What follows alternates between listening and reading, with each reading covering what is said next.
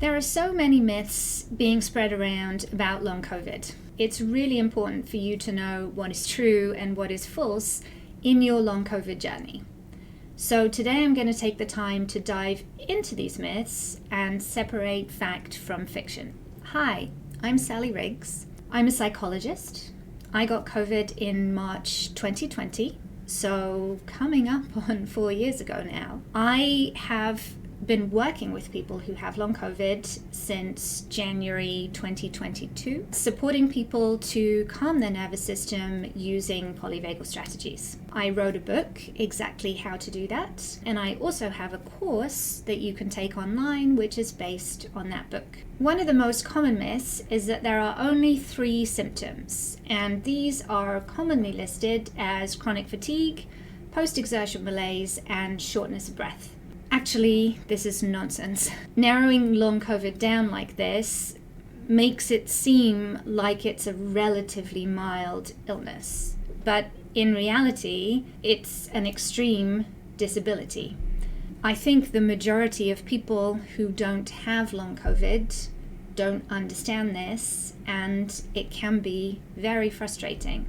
It is incredibly hard to live with long COVID. And if you are watching this video and you have long COVID, you will know that. Long COVID is not just a little bit tired and a little bit of shortness of breath. People living with long COVID can have blood clots, strokes, organ damage, heart attacks, and 211 more documented symptoms. This is not a mild thing. This is a very serious thing.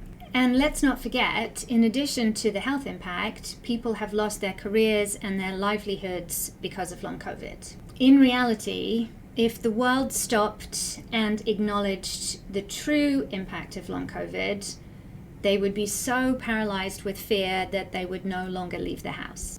In 2021, when I was still at my sickest, I would try to keep in touch with friends and maybe meet one for brunch on a Saturday. Every time I would sit across from someone and they would say, "You look great." You've probably heard that same phrase. On the inside, I had used every piece of energy that I had to get out of bed, to take a shower, to get dressed, to put on makeup, and I felt absolutely awful.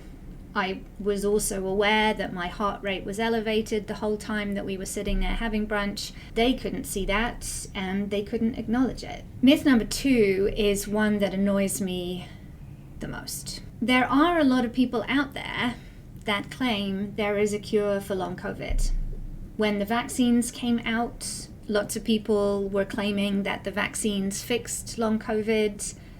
In actuality, a lot of people got a lot worse with their long COVID after taking the vaccines. There are now some promising randomized controlled trials that are in progress, but the reality is that trials take 5 years to complete. We've already had long COVID in our lives for 4 years. Even if they do find that so-called magic bullet, it is at least 5 years away.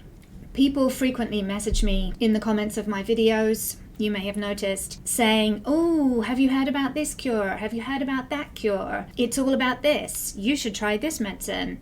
Actually, it's all about that." Fasting is one that lots of people talk about on social media, but we don't have the data to support these things. They are wonderful theories. We have a lot of wonderful scientists who are looking at the basic science. What's going on with the spike protein? Is it still in our bodies? How do we get it out?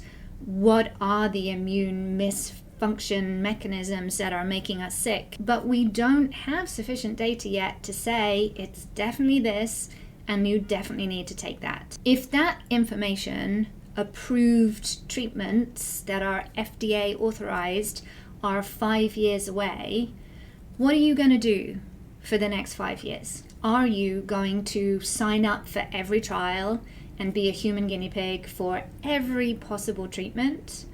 Or are you going to look at other ways to enhance what is going on in your body in terms of immune function, reducing inflammation, and getting back some quality of life? And that brings us to myth number 3, which claims that some people do spontaneously recover. I don't know anyone who's recovered spontaneously, and at this point I know probably thousands of people who have long COVID. Unfortunately, as people have been talking a little bit more in recent years about long COVID, I think a lot of these claims refer to people who don't actually have long COVID but think they do. We know that acute COVID infections can have symptoms that go on for a long time. This is not long COVID. I have two very good friends, both clinicians, who got COVID in the summer of 2020, so before the vaccines came out. Both of them had some residual symptoms from that infection for a while. One had asthma and the other had exercise intolerance. Neither of these is long COVID. They're both working full-time, they're both living their best lives, they just have some lingering symptoms. My acute symptoms and my long COVID symptoms were completely different. And because of the misunderstanding of what long COVID is, you get a lot of people who say, oh, I had long COVID, but it's gone now. But they didn't. They just had acute COVID that went on for a long time. And unfortunately, there is a difference. I'm going to say something a little bit controversial here. Anyone who recovers in the first year, maybe they never had long COVID in the first place. There's also another myth that I hear very frequently from people who are out there pretending like COVID doesn't exist, not wearing masks, and going to parties and events and getting COVID a lot. And that is that if you're young and healthy and fit, you're immune to long COVID. Unfortunately, I think this is the most dangerous myth out there. These are the exact people who get long COVID. I was out there living my best life, in the best shape that I had ever been, very healthy, very strong.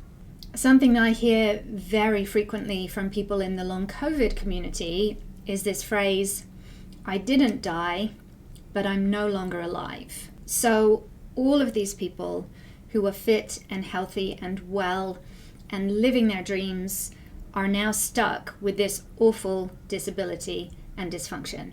People don't understand or see the everyday internal struggles of someone living with long COVID, and so they don't really understand the true impact of the disability, and probably also because of fear, they minimize it.